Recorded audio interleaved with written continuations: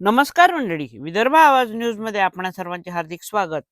उमरेड तहसील कार्यालयाच्या प्रांगणात पार पडला 76वा प्रजासत्ताक दिन.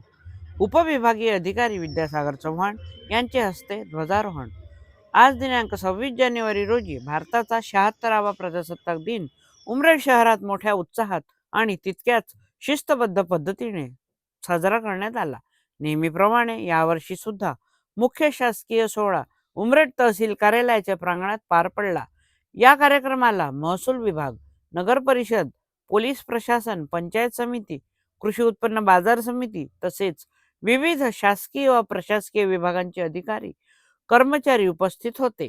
यावेळी उपविभागीय अधिकारी विद्यासागर चव्हाण, तहसीलदार प्रेमकुमार आडे, पोलीस निरीक्षक धनाजी जळक, आमदार संजय मेश्राम, माजी आमदार सुधीर पारवे, माजी आमदार राजू पारवे, नवनिर्वाचित नगराध्यक्षा प्राजक्ता कारू, माजी नगराध्यक्षा श्रीमती विजयलक्ष्मी भदौरिया, आनंदराव राऊत, कृषी उत्पन्न बाजार समितीचे सभापती रूपचंद कडू तसेच समस्त आजी माजी नगरसेवक, सर्व पक्षीय नेते, पदाधिकारी व विद्यार्थी तथा शिक्षकवृंद, मोठ्या संख्येने नागरिकांची उपस्थिती होती.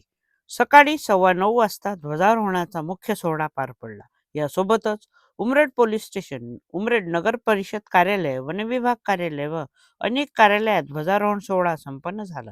या सर्व ठिकाणी राष्ट्रध्वजाला मानवंदना देत देशभक्तीचा जागर करण्यात आला.